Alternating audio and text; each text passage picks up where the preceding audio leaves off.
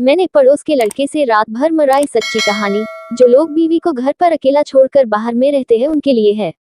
मेरा नाम सुमति है। जब मैं 21 साल की थी, मेरा पति दिल्ली में रहता था। शादी के 15 दिन बाद ही मेरा पति दिल्ली चला गया और मैं रह गई थी सासू माँ के पास। घर में सिर्फ मैं और मेरी सास दोनों ही रहते थे। मुझे हुदाई का चस्का लग गया था। शादी के बाद तो मैं खूब की, पर जालिम पति मुझे यूं ही तड़पता छोड़ गया। पर जाना भी जरूरी था, इस वजह से मैं कुछ कह भी नहीं सकती। पर जैसे शेर के मुंह में खून लग जाए तो वो शिकार को छोड़ता नहीं, वैसे ही मेरे साथ हुआ था। मेरे चिड़िया में पप्पू जैसे ही गया, मैं तो बहुत ही ज्यादा R&D हो गई थी। दोस्तों, आप यकीन ना करेंगे, जब तक मेरे पति मेरे साथ था मैं दिन में भी अपनी खुजली का बहाना ढूंढते रहती थी, और मौका मिलते ही पति मुझे क्या, मैं खुद ही पति को ही निपटा देती। वो कहते ही रह जाता था कि सुमति रात में प्लीज रात में, पर मैं नहीं मानती थी। एक दिन वो दिल्ली अपने काम पे चला गया। मैं बस दुल्हन बनी सिर्फ खिड़की के झांकते रहती थी। घर में कोई और था नहीं जिससे मैं बात करती। सुबह से शाम तक बाहर ही निहारते रहती। उस समय मेरे पास मोबाइल फोन भी नहीं था कि पति के साथ बात कर लूं। मेरा पति सप्ताह में एक बार मुझे कॉल करता था, उसके लिए भी मुझे पड़ोस के चाची के यहाँ जाना पड़ता क्योंकि उनके पास लैंडलाइन था। पर वो भी मजे से बात नहीं कर सकती थी। मेरे खिड़की के सामने एक और मकान था, उसमें एक लड़का रहता था, रणवीर। काफी सुंदर था, बहुत भोला भाला लड़का। मैं उसको निहारते रहती थी। फिर वो मुझे देखने लगा, फिर वो मेरे से बात करने लगा। क्या हाल है भाभी? मेरी सास बोली, रणवीर कभी भाभी से मिलने भी आ जाया करो, बेचारी बोर हो जाती है। रणवीर ने कहा, क्यों नहीं, आज ही मैं आता हूँ। और रणवीर उस दिन से आने जाने लगा। पर वो मुझसे ज्यादा मजाक नहीं करता था। मैं चाहती थी कि वो मुझसे मजाक करे, पर वो हमेशा अच्छी अच्छी बातें ही करता था। मुझे लगा कि ये ऐसे नहीं मानेगा। फिर मैंने रणवीर से कहने लगी, रणवीर मेरी एक बहन है, क्या आप उससे शादी करोगे? तो वो कहता, नहीं, अभी पढ़ाई कर रहा हूँ। पर उसका थोड़ा थोड़ा इंटरेस्ट ये सब बातों में होने लगा। वो अब शादी, गर्लफ्रेंड आदि बातों में काफी दिलचस्पी दिखाने लगा। फिर वो मुझसे देर तक बातें करता। रणवीर को देखते ही मेरी चिड़िया में खुजली होने लगती। अब मैं उसको किसी भी हालत में पाना चाह रही थी। मेरी सासू माँ अपने मायके गई थी क्योंकि उनके भाई का देहांत हो गया था। घर में मैं अकेली थी, पर सासू माँ ने चाची को बोल दी थी कि आज रात को आप मेरे घर में ही जाना, बहू घर पे अकेली है। गर्मी का दिन था, रणवीर कॉलेज से आया था। बाहर तेज धूप थी, जोर जोर से हवा चल रही थी। कहीं कोई नहीं दिखाई दिया। रणवीर को देखते ही खिड़की से बोली, रणवीर मन नहीं लग रहा है, आ जाओ। वो घर गया, कपड़े चेंज कर खाना खाकर आ गया।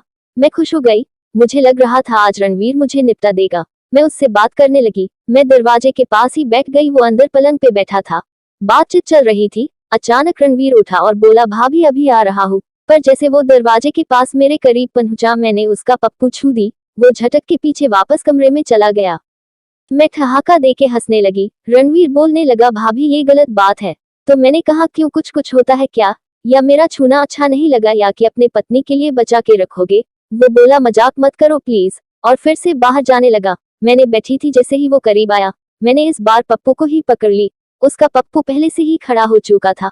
मैं कास के पकड़ी हुई थी और कह रहा था छोड़ो, और मैंने हंस रही थी और फिर बाद में छोड़ दी। फिर रणवीर बोला, अगर मैं भी आपका पकड़ लूं तो मैंने कहा, पकड़ के दिखाओ। मैं तो चाह रही थी, पर वो कर नहीं रहा था। मैंने फिर से कहा, इतनी आप में हिम्मत कहा। इतना कहते ही वो मेरे तरफ आने लगा। मैं दौड़कर अंदर चली गई ताकि बाहर ऐसी ना हो कोई घर में आ जाए या कहीं से देख ले। वो मेरे पीछे दौड़ा। मैं कमरे में भागती रही और मुझे पीछे से पकड़ लिया और हाथ आगे करके गुब्बारे को दबाने लगा। उसका पप्पू मेरे पीछे के बीच में सट रहा था। मुझे मोटा महसूस हो रहा था। इतने में मेरा कपड़ा अस्त व्यस्त हो गया था, आंचल नीचे गिर गया था। वो ब्लाउज के ऊपर का 2 हुक खोलने में कामयाब हो गया और वो फिर सारे हुक खोल दिया। मैं अंदर कुछ नहीं पहनी थी उस दिन। उसके बाद वो आगे आ गया। फिर कहा, भाभी करने दोगी? मैंने कहा, हाँ, मैं चाहती भी यही थी। मैं बाहर आए, इधर उधर देखी, कोई नहीं था। पीछे का दरवाजा बंद कर दी। गर्मी की वजह से कोई भी नहीं दिखा। कुछ 1 घंटे बाद जब हमारा काम हो गया, उसके बाद वो बोला, काफी मजा आया मुझे। मैंने कहा, किसी को बताना नहीं और रात को आना, आज रात को खूब मजा दूंगी। फिर वो चला गया। रात को मैं इंतजार करते करते सो गई। लालटेन जल रहा था। खिड़की खुली तभी मुझे महसूस हुआ कि कोई पत्थर का टुकड़ा मार रहा था। मैं उठ गई, देखी रणवीर खिड़की के बाहर मुझे उठाने की कोशिश कर रहा है, छोटी छोटी पत्थर को फेंककर। मैंने कमरे से बाहर आए। आंगन में मेरी चाची सो रही थी, जैसे कि मेरी सास उनको बोल के गई थी। फिर मैं पीछे का दरवाजा खोल के रणवीर को अंदर की और कमरे में लाके दरवाजा लगा ली। मैं अपना साड़ी उतार दी और मैं उसका बाल सहलाने लगी। खटिया पे लेटने लगी, तभी रणवीर बोला, नहीं खटिया पे नहीं, नीचे चटाई बिछा लो। मैं समझ गई कि आज इसका मूड कुछ और है। उसे पता है कि खटिया आवाज करेगा। मैं चटाई पे लेट गई। वो पप्पू को निकला के चिड़िया पे रख के धक्का देने लगा।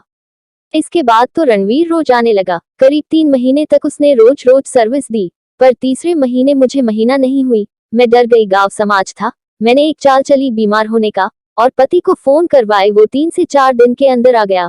फिर धीरे धीरे ठीक होने का नाटक की और पति को बकरा बना दिया और फिर नेक्स्ट महीने कह दी कि मैं माँ बनने वाली हूँ और पेट में जो बच्चा था रणवीर का, और मैंने पति का नाम दे दी थी। आपको मेरी कहानी कैसी लगी जरूर बताएं प्लीज।